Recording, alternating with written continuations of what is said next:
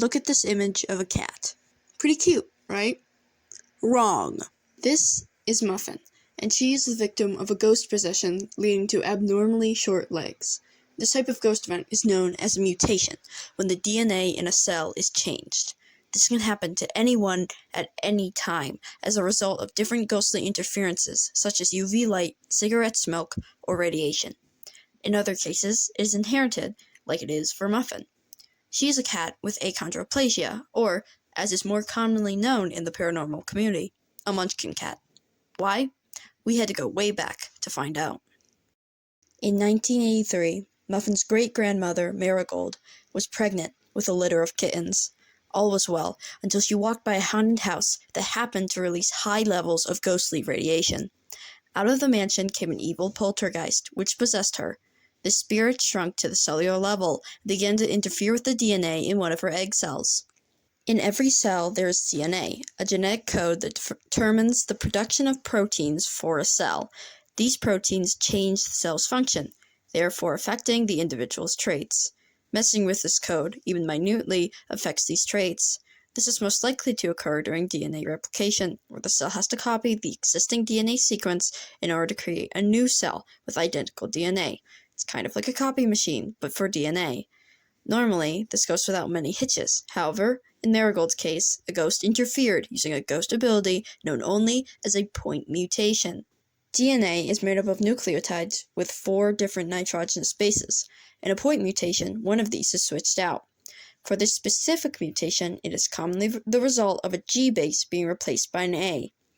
This leads to overactivity in the fibroblast growth receptor 3 protein, which has been possessed by a ghost.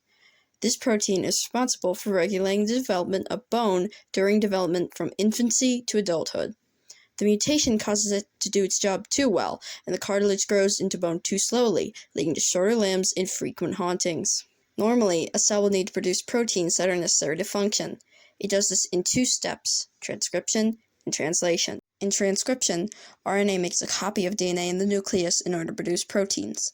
In this process, the enzyme helicase reveals the code by taking apart the hydrogen bonds holding the DNA nucleotides together, and RNA polymerase makes a new messenger RNA based on the existing code.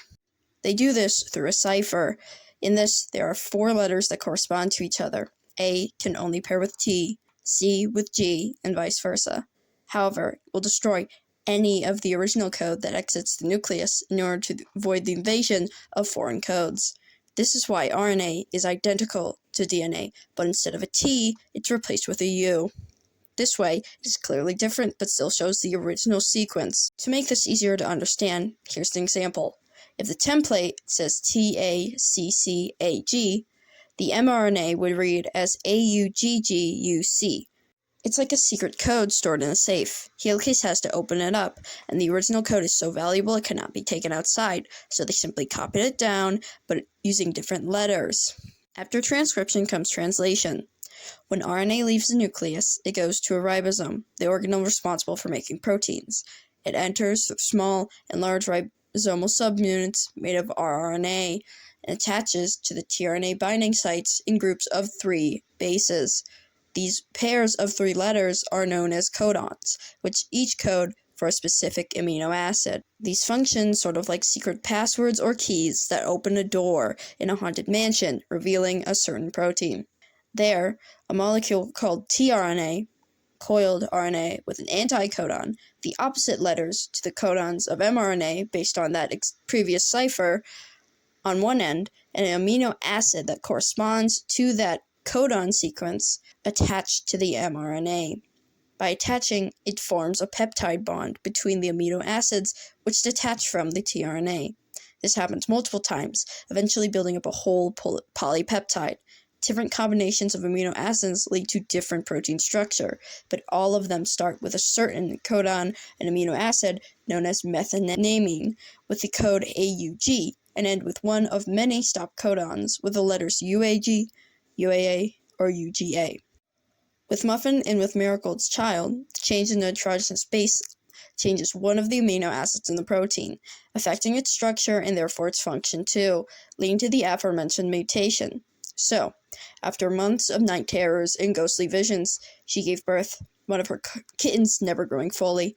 This cat went on to have its own kittens, most born with a similar mutation, one of which was Muffin.